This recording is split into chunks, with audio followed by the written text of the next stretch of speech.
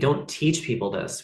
People don't understand that their liver runs on nutrients. They don't know that you need to supplement with certain things because foods are often depleted in them. And then of course, nobody's getting these things checked in their traditional insurance-based medicine. So they have no idea. They have no idea what they've inherited from their mother, or, the water that was contaminated in their, municipality or whatever, because water contamination is very common, and most people again are not aware of that, and they don't have sufficient filtering, and there's nothing more than we drink with water. So there's just so many routes that we have to contend with. And if I had my druthers, people would learn all this stuff when they're growing up.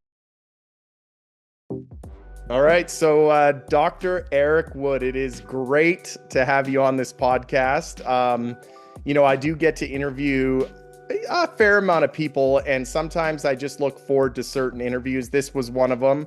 I recently read the book that you wrote called The Complete William Kelley Protocol from Past to Present. I actually have it with me. Just read it. So I'm really excited to talk to you about this. Before we get into it, maybe you can tell the audience a little bit about yourself. I know that you're a professor at a university, you lecture at another university, you run your own practice. So maybe just fill in the blanks there.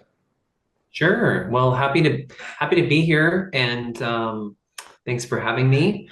And yeah, I'm in my 17th year of practice as a naturopathic doctor. I'm based out of Minneapolis, primarily, my native home state area. And yeah, I have done a combination of things over the years, from working with a couple of supplement companies, consulting, medical advising. I founded my own consulting company in 2013. And I joined a practice here in Minneapolis after moving back from being away for 15 years, very recently, called Minneapolis Integrative Medicine Center. And what else? I do a lot of work with cancer cases, complex illness, and a lot more garden variety stuff that a lot of naturopathic doctors see, intestinal, gut, hormonal stuff. It's never just cancer, is what I say. It's always other stuff, and it just leads to breakdown. And you alluded to the book, and in the book, I talk a bit about that too. And there's lots of dots to connect in these illnesses. So. Totally. Well, thank you for sharing your background. I just want everybody to realize that you have a lot of knowledge and a lot of experience, especially when it comes to cancer. And today, I'd love to dive into a little bit about just your approach with enzymes and how that fits what you do. Anybody who's got to know me, I've been taking systemic enzymes for 15 years straight. I've never missed a day. So I'm a huge believer in enzymes. So it was really cool to see the book that you wrote. And again, I think everybody should at least pick up a copy.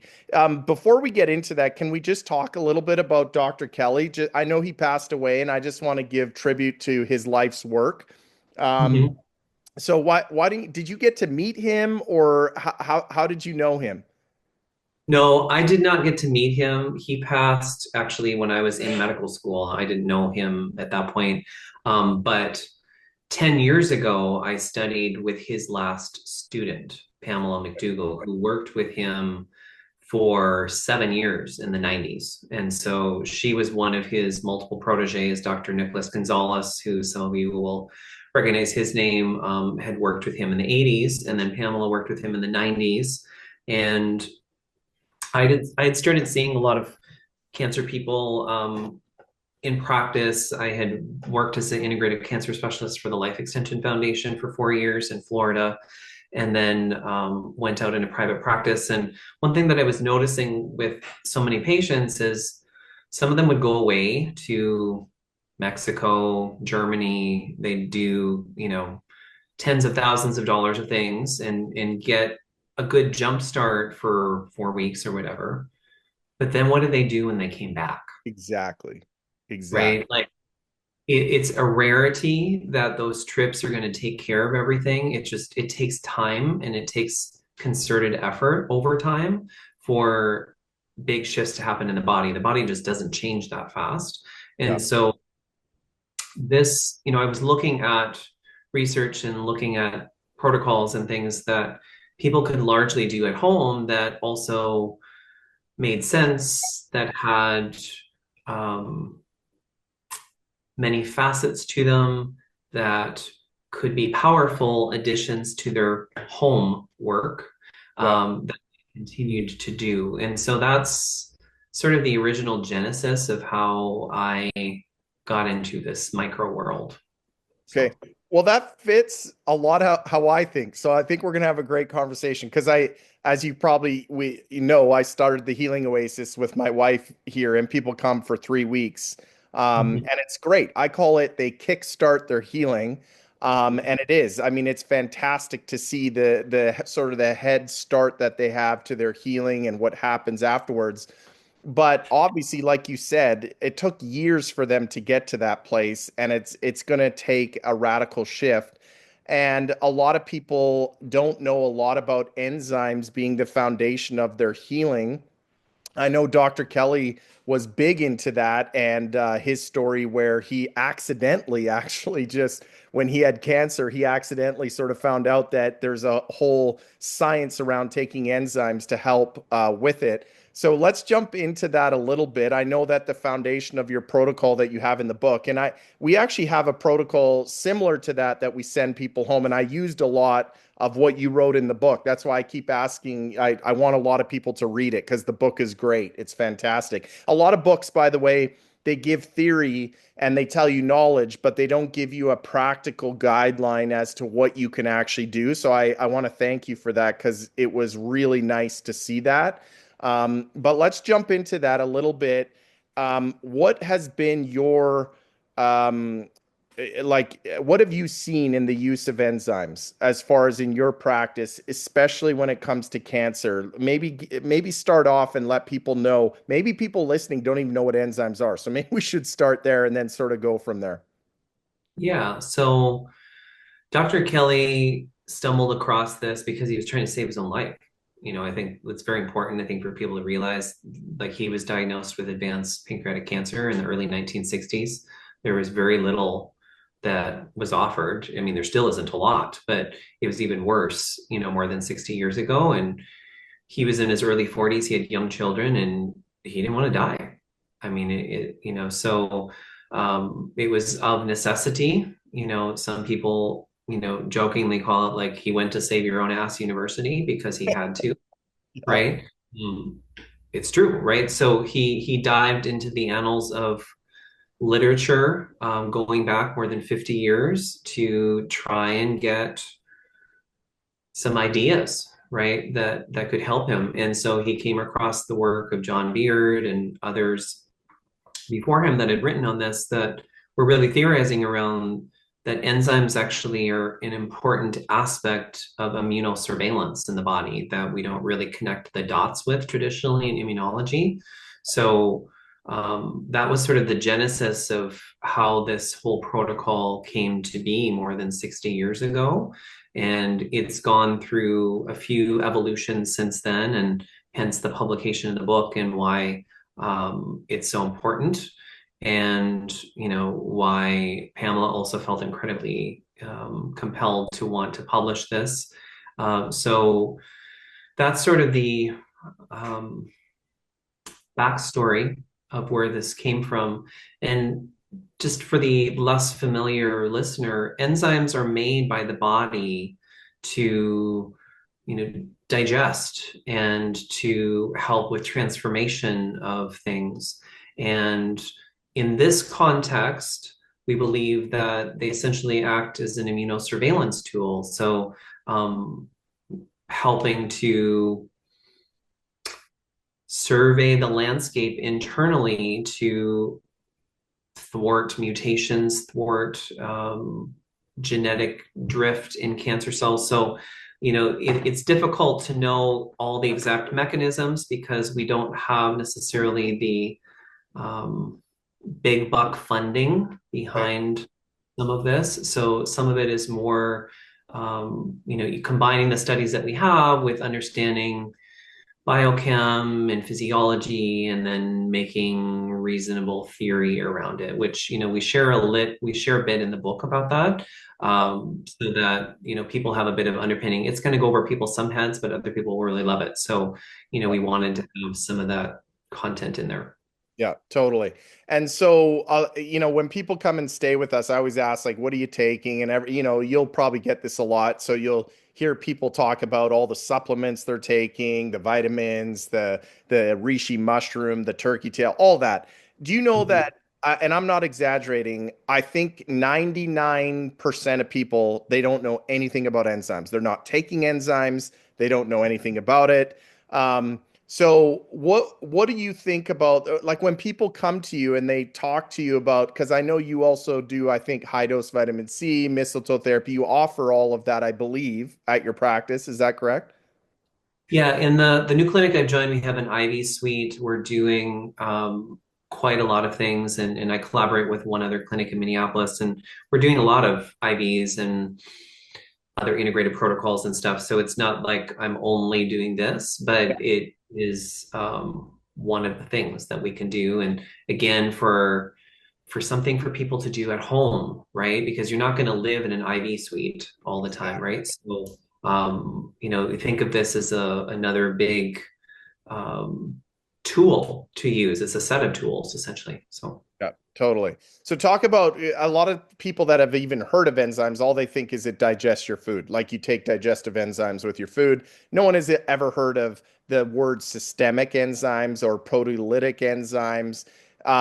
Could we dive into that a little bit as to the difference between, and I know digestive enzymes are incredibly important because a lot of people have food sensitivity and it helps with that, but maybe dive into the difference between the two. And in your protocol, you actually recommend both, which I totally agree with. But let's dive into that a little bit, the difference between the two. Well, for people a little more familiar, Wobe enzyme out of Germany has been around for a long time, and they have been, they were one of the early people really talking about the importance and relevance for a lot of things with the use of systemic enzymes that you dose away from when you eat, right? So enzymes essentially you can think of as cleanup tools, right? They help to break up, break down stuff that the body um, doesn't need, is having struggle breaking down. Again, there's that immunosurveillance aspect, but with some of the literature with enzymes, they do a lot of things. Like and Wob enzyme is a lot of published literature on this too. They're proteolytic. They break down kind of cellular debris. They're anti-inflammatory, right? Like I was lecturing this morning on triggers and sort of underlying etiology of cancer genesis to some of my naturopathic students. And one of the things that we were talking about was all the uncontrolled inflammation that so many people have. It's really common as we get older that overall inflammation is going up, right? And you can think of it kind of like, if there's kindling burning, inflammation is the accelerant, Yeah. right? So you don't want uncontrolled fire raging inside of you. And so things that you can do, like people are more familiar with, taking fish oil and omega-3s for inflammation or aspirin, but they're not so familiar with systemic enzymes. And a lot of, aging and chronic inflammation is just not keeping up with sort of the storms and the breakdown that's happening in the body. So we really need a new model for how we care for ourselves, how we age, and how we protect against inflammation and other things.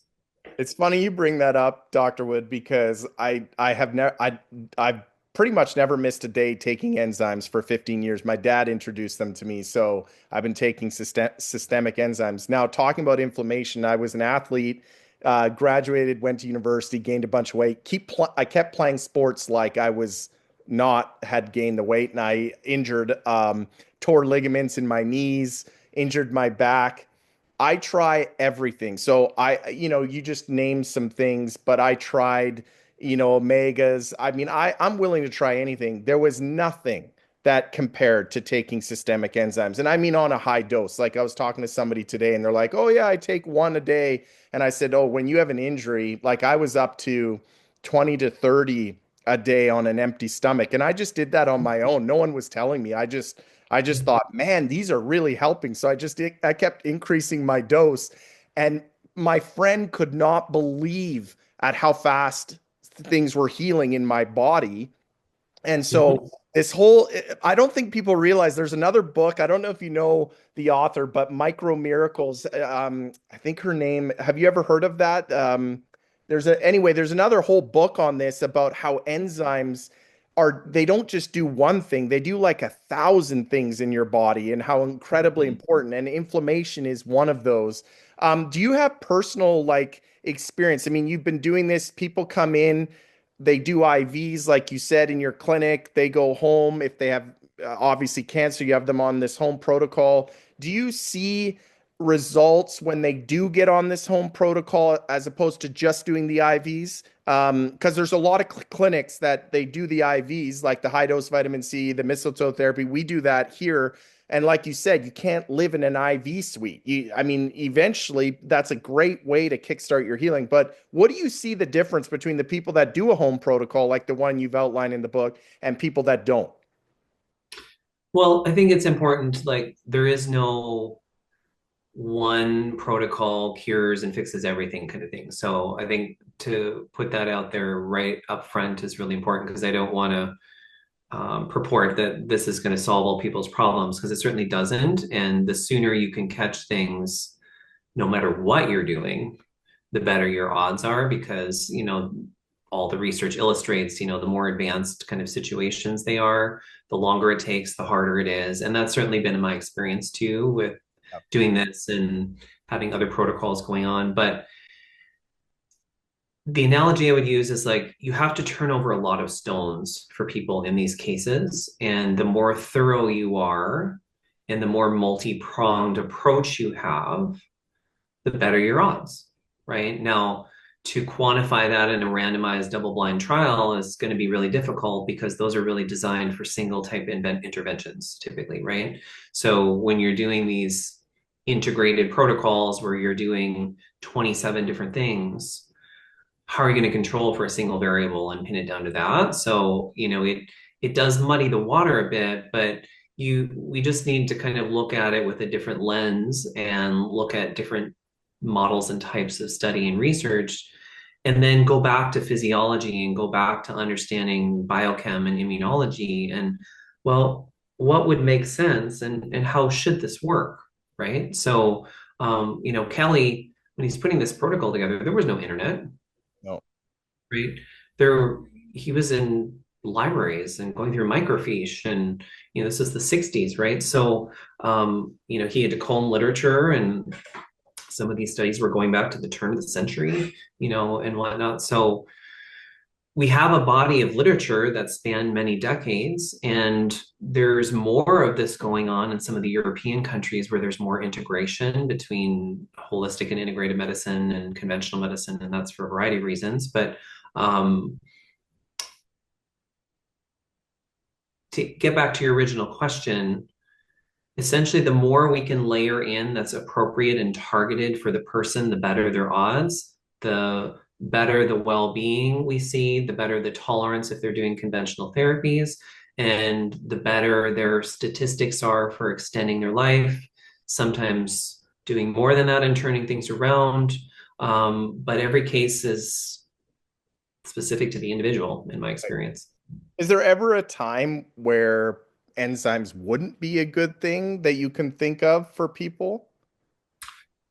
Um, the biggest challenges I've experienced in practice with people are oftentimes for those people that have digestive system cancers because of the nature of how you have to consume them, which is orally, right? And they are a big ticket item in terms of how much you have to consume. So when you're doing the full dosing on this protocol, you're doing more than 70 capsules of enzymes or tablets of enzymes a day. That's a lot. It's a lot of anything, right? So for people that have gastric cancer, pancreatic cancer, other things that are obviously affecting the functionality and sometimes the capacity for people to take things, then it gets a lot more tricky because there's only so many workarounds you can do for people. Like you can crush them, but you can't take them IV, right? So I would say that's generally the biggest impediment that I've experienced.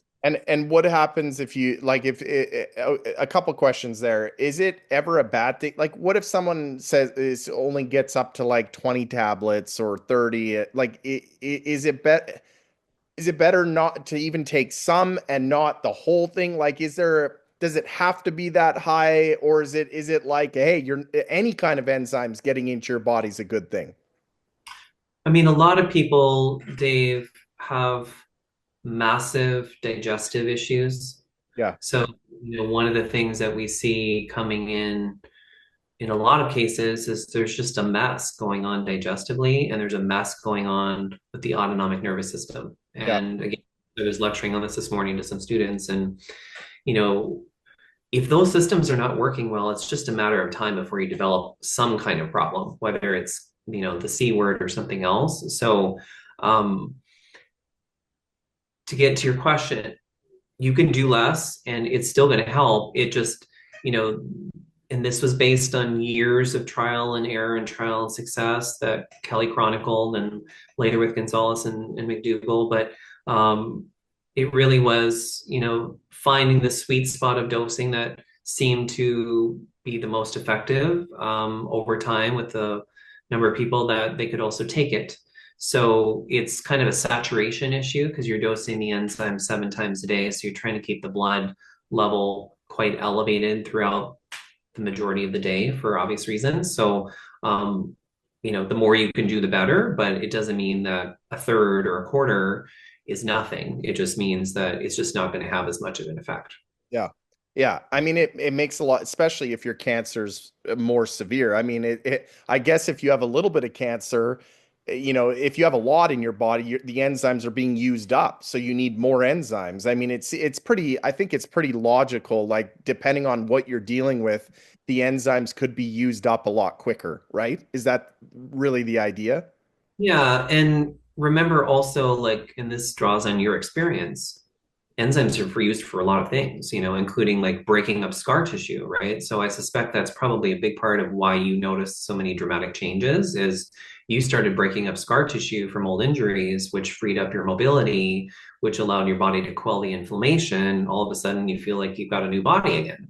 Yeah, totally. So, yeah. So speaking of digestive issues, what happens, and I'm sure you've had this happen, when someone goes on a huge dose, what if they get constipated? I mean, people Google this and they Google pancreatic enzymes, and one of the first things that comes up is you can get constipated. How do you deal with that if people end up getting constipated from too, or have you seen that very much? I wouldn't say that's something that we really see because also logically, why would you get constipation if your digestion is improved? Exactly. Yeah. Right. So I would say more likely, like you need to look at, because what we absolutely have seen is for people, especially with like colorectal cancers, they can get adhesions and obstructions.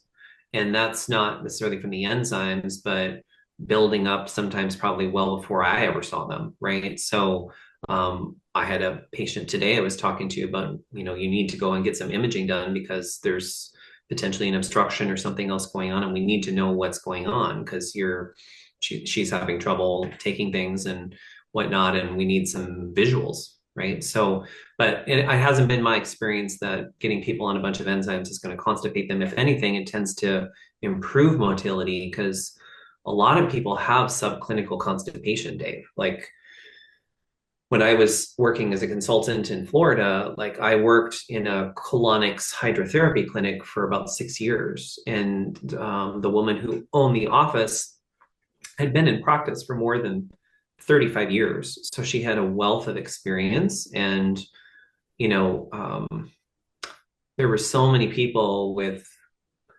clinical or subclinical constipation. And so I learned a lot from her and listening to her. And she also did colonics for people. And, but, one of the things that she had told me from experience is, people are supposed to be, if they're eating a whole foods based diet with adequate plant fiber and things, should be moving 18 to 24 inches of stool a day. Wow.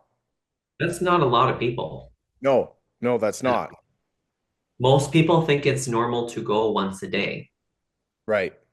Yeah. right? So they're subclinically constipated, which, when you think it through, well, if they're not moving as much through as they need to be, they're reabsorbing toxins, they're not having the motility speed, they're probably damaging the interface of their gut where they've got to absorb their nutrients from. And that just starts a cascade of problems, right? Right. So So digestive enzymes on top of the systemic enzymes is why that's a huge reason for your protocol because that'll help digest their food as well. it helps, yeah. And so that the systemic enzymes aren't used up as much to just digest food. Right. Yeah. That's Because a it key, like, needs yeah, it needs to get in the bloodstream. So let's talk about that a little bit. You'll hear doctors that don't really know a lot. They'll say, "Oh, come on, taking oral enzymes on an empty stomach, it gets eaten up in your stomach from the stomach acid. It doesn't actually go through the intestinal lining into your bloodstream." So what do you say to doctors or people that come up with that argument? it's not one that I've really had to face. I think probably just because of the nature of the kind of patients I see. And usually when patients are coming to me, they already realize that nutrition and, supplementation and things are not a mainstay part of traditional medicine, right? So they're already aware that they're not probably getting the entire story of things. And again, like I can point to, and not making it product specific so that there's no conflict of interest. Like, well, look at companies like Wove Enzyme and others that have been publishing on the importance of systemic enzymes for decades. Yeah, This is like a new thing in the last 5 years, right? This is totally. well more than a half a century. So it's hard to argue when you have a legacy and litany of information that's been building for the better part of a century. So Yeah, I agree with that. And I mean, I have personal like experience. mistletoe. Yeah, So yeah, it's the same thing. Okay, so this is interesting because I know a bunch of naturopathic doctors. I'm partnered with one that helps and does a lot of the similar things you do. When I bring up enzymes, nobody knows about it. So the reason this interview is so important for me is that you're a professor at the John Patrick University. You're a naturopathic doctor that understands. You do all the same things that the doctor I partnered with, as far as like the IV suites. I was reading your site, so I saw that you guys approach it very similar. The doctor I partner with, Dr. Caesar, he actually said I've been to a lot of he's been to a tremendous amount of seminars. He said I've never heard someone talk about systemic enzymes in cancer. So why do you think that is, and why do so many naturopaths know a lot about all the other things, but so few know about systemic enzymes? well, because it's in part it's not something that we learn in school. Like so and Kelley was a dentist by training. So, who his students weren't necessarily in the naturopathic realm. Dr. Gonzalez was a medical doctor, right? Right, Pamela McDougall, nutritional consultant, so um, even though the protocol is incredibly naturopathic, as you have read, and it really is what we call kind of terrain-based work, which is kind of fixing the internal environment and improving immune function and lowering toxic burden and all these concepts that very much are resonant in naturopathic medicine. It developed outside of that realm. And so, and for a long time, it was kind of underground. So there weren't a lot of people talking about it. There are more now, I think. But again, the main people that have been doing this just weren't in the naturopathic sphere. But I think as more people become aware of it and understand the underpinnings of it and what it's about, it will get integrated more, I think, and more familiar to a lot of people. right. Is there any conflict, like as far as if somebody was getting the IVs that you give, is there any conflict of them taking enzymes or even in conventional? I mean, if they're taking chemo, Does there tend to be any conflicts with that at all, or? I mean, we don't have all the studies that we would like to know about potential interference with everything because, again, nobody's going to fund them. I Yeah, mean, so we have to kind of be honest about that. Um, from the bit of research we have with some of the European journals, if anything, it seems that the enzymes improve the efficacy and tolerance of conventional therapies, and who wouldn't want that, right? So, we believe that you can certainly use them. Um, there are some hypothetical, but again, not born out of any research-based work that it may interfere with, excuse me, may interfere with the efficacy of IV vitamin C, but we're not sure. We don't think that it certainly would harm anyone right. in conjunction with some of these other things. And I have had a lot of people do mistletoe, for example, and enzyme therapy simultaneously and find that that's quite synergistic. So Right. Okay, cool. I know that high dose vitamin C is a big one that people do, but I personally, I'm not a doctor, but I would never stop taking my enzymes no matter what I did. I've never taken a day where I didn't take them. And I do take a lot of supplements, but the enzymes are my foundation of health. Um, I that the original question, I'm not sure we quite answered it. I just want to hear, and maybe you did, and I didn't quite, but people that do, there's a lot of people out there that are going to naturopathic clinics, they're getting the IVs, they're doing this, but then they go home and they might have changed their diet, which is incredibly important, as you know, but they're going home and they don't necessarily have a protocol like a detox protocol with enzymes. Do you notice a difference, or do all the people that come to you always go on this? Or did you notice a difference between people who didn't do that when they went home and people that did embrace something like that? I mean, I did notice a difference in a lot of respects of their trajectory as well as just their ability to go deep because I think one of the real benefits of this protocol is it pushes people to go very deep into their work of looking at a lot of things. There's the core of the protocol which you do, which is, the enzymes, other glandular supplements and minerals and particular diet and the coffee enemas and the saunas and whatnot. But then you can also individualize additional aspects that are specific to the person, So while I use this protocol in practice, with quite a few people, I don't just stop at this protocol in terms of what we're doing with them. And I don't mean just dress it up with some IVs. I mean also like we look at, are they dealing with latent infections? Are they having gut problems? Are there toxicity issues, which, by the way, are massive for Yeah. most people?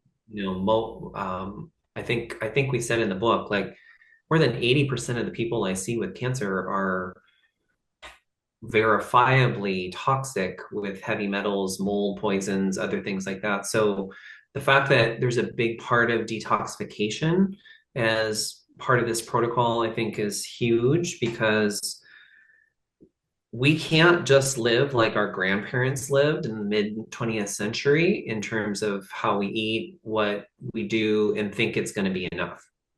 Yeah. It's just not. It's not. We have to contend with so many more things. The sheer volume of chemicals that are coming in, the degree of stress that people are under, the lack of sleep they're getting, the compromised food chain and supply that we have. Like, there's just a lot of things that we have to contend with. Like, my mother grew up on a farm in the Midwest, and my grandfather used no pesticides. They were raised on everything locally grown and organic. Yeah. And the kids were super healthy, growing up, and that just doesn't happen anymore.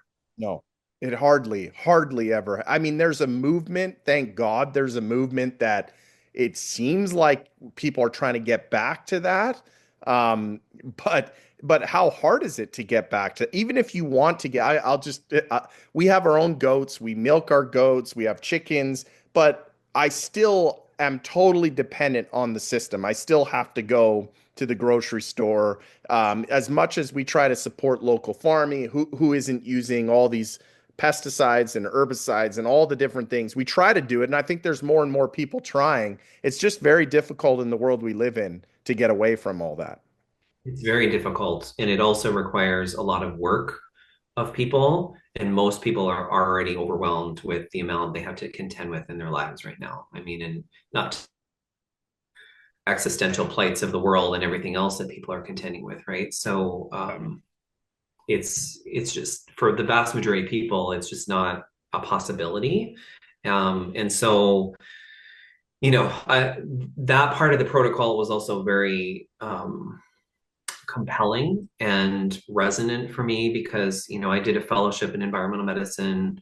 One of the people that, I studied with as part of this is in the foreword of the book and wrote a nice little message. But it's a huge issue, Dave. Like, you can't, in my book, do a lot of integrative oncology work and not do a lot of environmental medicine because they really are two Yeah, different sides of the same coin because there's so much toxicity issues. There's immunosuppression coming in from that. There's carcinogenicity from so many of those compounds. It's using up nutrient stores, so it's causing, nutrient depletion for people. yeah, Um, you know, it it's just an extension of what the paradigm should be. right. So do you get because I know Dr. Caesar, we do a urine sample test that we send away for the heavy metal toxicity test, but he doesn't do it on everyone. He gets their background on the intake and he sort of gets to know them to see if he thinks, do you do it for like no matter who it is, or do you judge based on what they tell you in the intake? I mean, we do have a bit of a judgment call, just mainly in the interest of, I know this kind of medicine and stuff gets expensive for people, right? So, you know, just being thoughtful about not wanting to send people out with $2,500 worth of fees, Yeah, right? totally. So, but if somebody is motivated and they want to check a bunch of stuff and there's a reasonable chance, which is most people, that they have some issues. I mean, what also, like, I should say, Dave, is that it's not just what you've done and what you've countered, it's also what your parents encountered. Because a lot of these toxicants are transmittable through the placenta. Yeah, So you can inherit a bucket load of stuff and not even know it. So, they've done studies looking at babies and there's more than 200 toxicants flowing in cord blood through those young, to those young babies. So, um, that really complicates the picture because it just points out that we're not that separate and it's not just our choice. So it's also what we come into inheriting. yeah. And I know that like Dr. Caesar and I'm sure a lot of naturopaths you do chelation through IV, but your protocol that you send people home with, the detox is a big part of it, so they're able to do a colon cleanse and the coffee enemas. So does that still help? Like I know the chelation is a big deal through the IV, but doing that at home, does that still help with getting rid of some of these toxins? So it depends on the class of toxicant. So I think, it can get pretty complex, and my environmental medicine students can definitely concur with this, but it gets kind of complex depending on which one you're talking about. Like heavy metals, your body absolutely has an ability to process them. It's just that most people, when they're dealing with an issue, have exceeded their capacity, and their stores of nutrients that we depend on to process, they don't have enough of, right? And if you're just going to do it through nutrients, it's probably going to take a long time, Right. years, right? So prescriptive chelation is one route to lower toxic burden of key toxicants, heavy metals, which are, multiple types, mercury, lead, arsenic, etc. Um, but there's other ways of lowering the burden. And so you read in the book, like there's the enemas, there's the saunas too, which are Oh, huge. yeah. Saunas, I live in Minnesota. We have a big sauna culture here. So, kind of harkens back to Northern Europe and which is still very big in Russia, Finland, Scandinavia. So saunas can do a lot of good. There's some degree of research with a lot of the toxicants and showing improved excretion, lowering body burden. So it's also why we're not just doing one approach Yeah. for lowering burden, because you can work on it in a lot of ways. And then, you know, what I the first unit I teach to my students is about what we call biotransformation. And biotransformation is that metabolism process through your liver and kidneys of your body acting on these various toxicants to break them down and get them into a water soluble form so you can excrete them. Right. So then you're lowering your body burden. But again, like we don't teach people this. People don't understand that their liver runs on nutrients. They don't know that you need to supplement with certain things because foods are often depleted in them.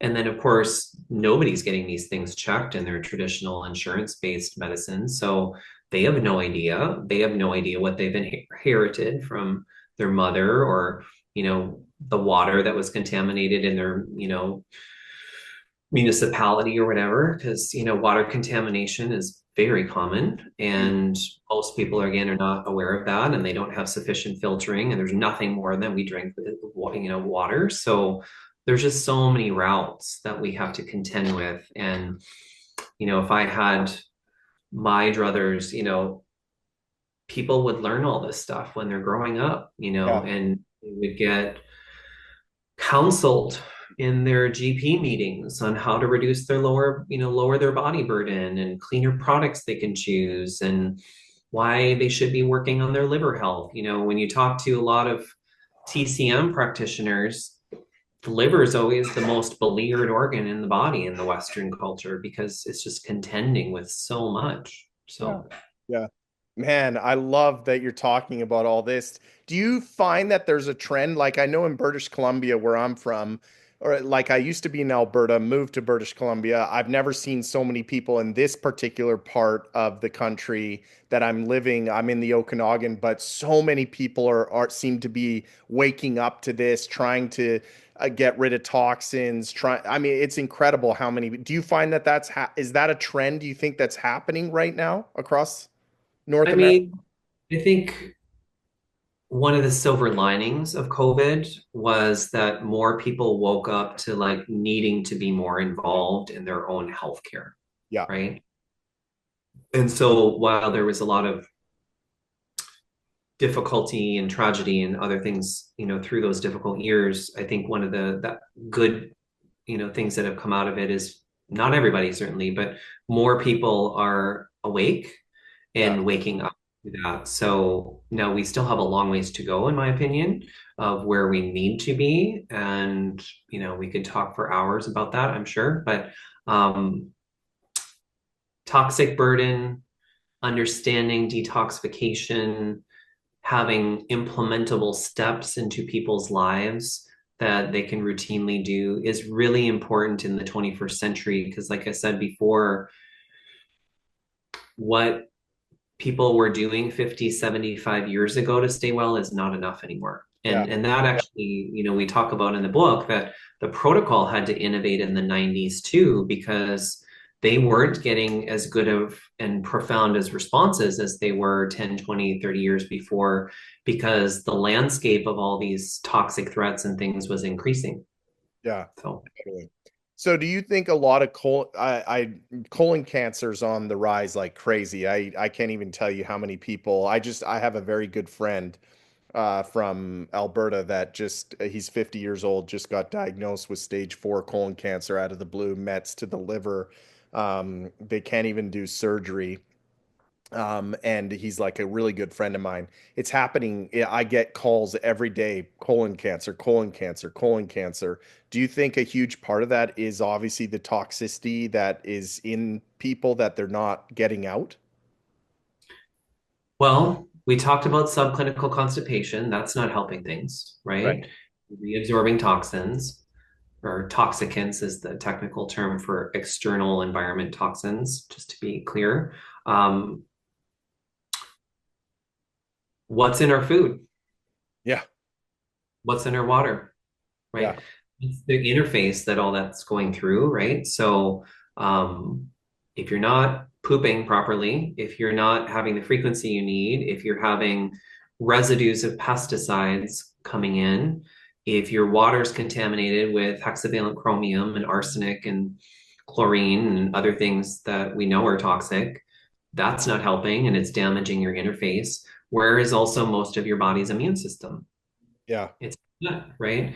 So if you're damaging that interface chronically, you're not having the degree of nutrition you need, you're building up toxic burden, and then I would point out, Dave, that, the connection between stress and digestion or lack thereof is very big. Yeah. So how many people do we know that are chronically stressed all the time? Pretty much everyone. And I can speak myself because I'm pretty much stressed a lot. But I mean, everybody's stressed nowadays. Right, because there's a lot to contend with for so many reasons, right? There's geopolitical instability, there's existential worries, climate crisis challenges, and then there's just the more mundane but still very real stresses of just being a human, raising kids and having a family and maintaining a career and trying to Yeah. stay well and fit all that in, right? It's a lot. The pace of life is really accelerated.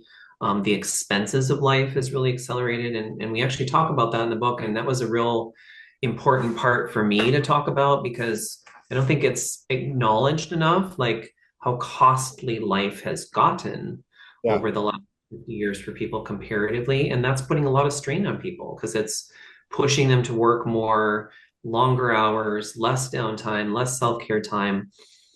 And, you mentioned your friend. It's startling that since the mid to late 90s, for people under the age of 55, colon cancer rates have gone up 1 to 2% every year. That's crazy. It's crazy. So is that completely coincidence? No, it's totally it, and I think it has a lot to do with the food, what's in food and what's in water. There's a town that I grew up nearby in the country in Alberta, and I've never seen so many people get cancer. It's a farming town. I mean, I'm telling you, the amount of people that got cancer from this town, and I kept saying to my wife, my instincts are telling me it's their water, but no one does studies on it. It's not like somebody goes, wait a second, everybody's getting cancer from this town. We should go do a study and see what the water is. But so no one ever knows, but I know it has to be the water because that's the only they're eating the same food as the other towns. Like it's not like the food is different, but the water system. What if there's chemicals from the farming that was somehow leaching into the water system and no one knew about it and everybody's drinking it? Have you seen the movie Aaron Brockovich? Yes, yes, I have. Not Exactly. an not an isolated incident. No. No, this is So happen this is happening everywhere. it's happening everywhere. So, there's a database that I frequently use in practice called the Environmental Working Group Tap Water Database, which you can look up any zip code in the entire country of the US and find out what's in the water. Yeah, that's So awesome. I use it all the time and I point out to people because people really have no idea, right? They're not going and spending money and testing their water. Like people will sometimes test their well water, but that's been my experience about the limit of what people do. But yeah, there absolutely is way more contamination than people realize. And, in sites of old industrial complexes and whatnot, like those chemicals that are, put into unlined vats or buried in canisters or whatnot, like research has shown like those can travel for miles in plumes in the soil. So it's not even just the like, down the block was, 3M or whatever company you want to, use as an example.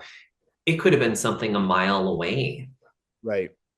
that was closed 40 years ago, Yeah. so that's why it's complicated. It's a lot of digging. Like when we were looking at buying a new house last year in Minneapolis, like I was doing some sleuth Oh, hopefully I didn't lose you there. complex that I found out had buried a whole bunch of barrels under the ground and supposedly it was remediated, but did I trust that?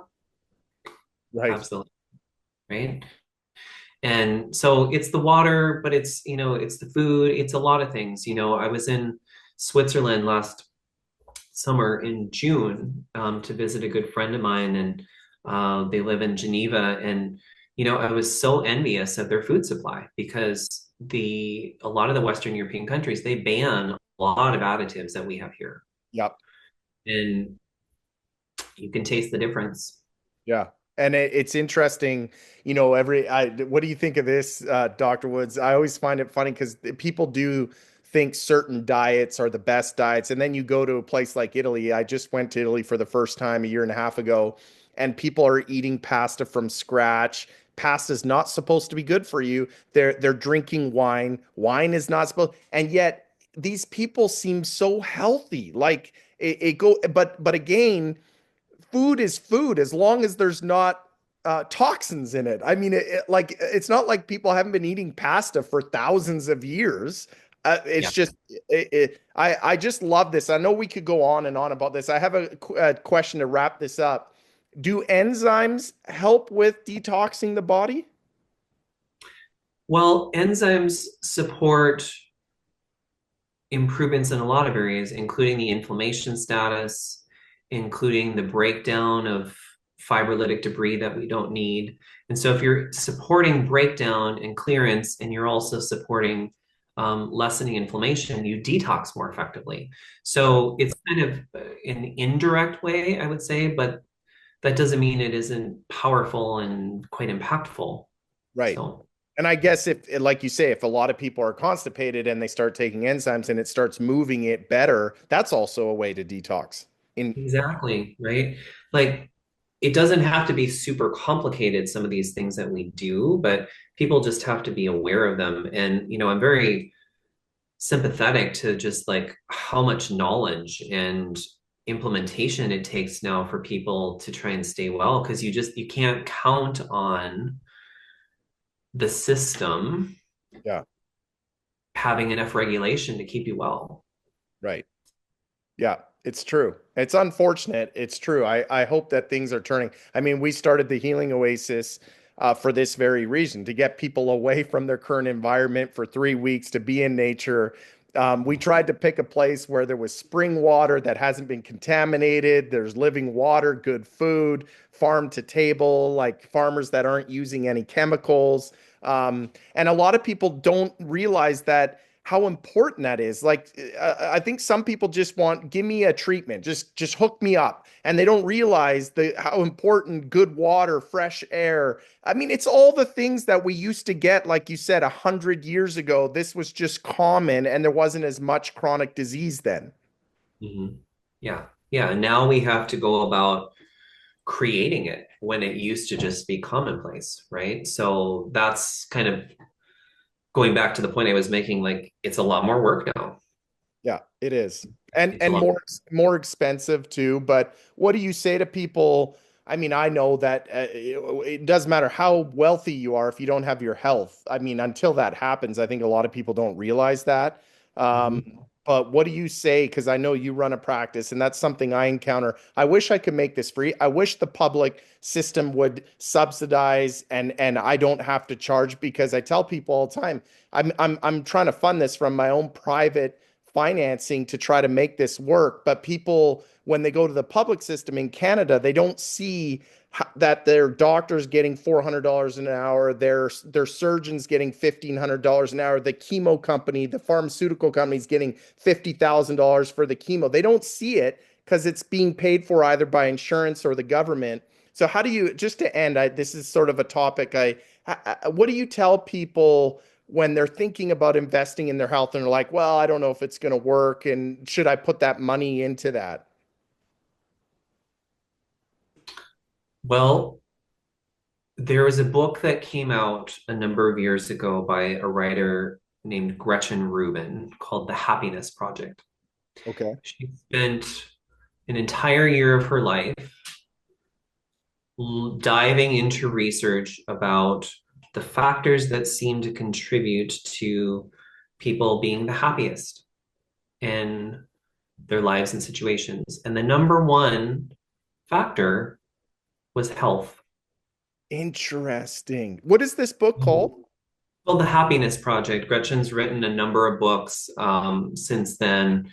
Um, but yeah, she's got a forum. I think it came out in 2011, if I recall. Okay. And she was a lawyer that turned writer. She really felt, compelled to like leave all this work and stuff that she'd done behind and change gears and has written some really, I think, insightful books since. And this one really captured my eye because, in the line of work that I do, I just see so much suffering, right? And so like what are concrete steps that people can take to actually improve their happiness? And their number one step is improve their health.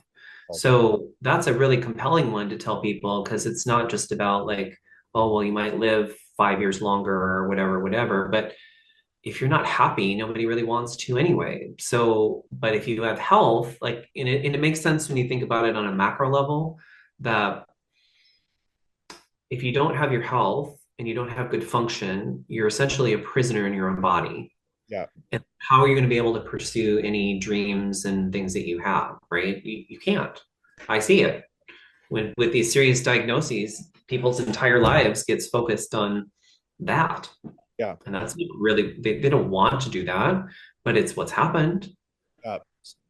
Yeah, that's a great way to finish this. I think that's so important. I didn't even know about that book, The Happiness Project. I love reading books, so I'll probably end up getting it. But it makes total sense to me. I mean, it's what you said. If you're not healthy, it's like you're a prisoner in your body. Your spirit wants to do all these things, and your body's not letting you do it, right? So I totally agree. So thank you, Dr. Wood. I'm just going to tell people one last time. I've read this. It's a great book. So you can get it on Amazon. That's where I got it from. So the complete William Kelley protocol from past to present. There's a lot of good practical information in this book. Is there anything else that people can they can they follow you, your website that you want to give or anything like that? Yeah, you can find me at drericwoodnd.com. We're doing a few updates on it. Uh, I will be starting a podcast actually in the next month with a men's health company and that I work with in Britain. So for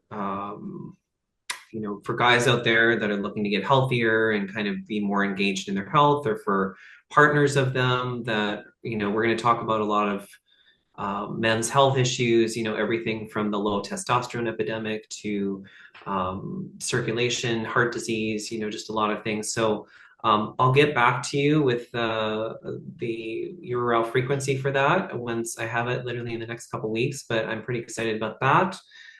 You can also find me at Minneapolis Integrated Medicine Center and Newbridge Wellness and Clinic here in the Minneapolis area.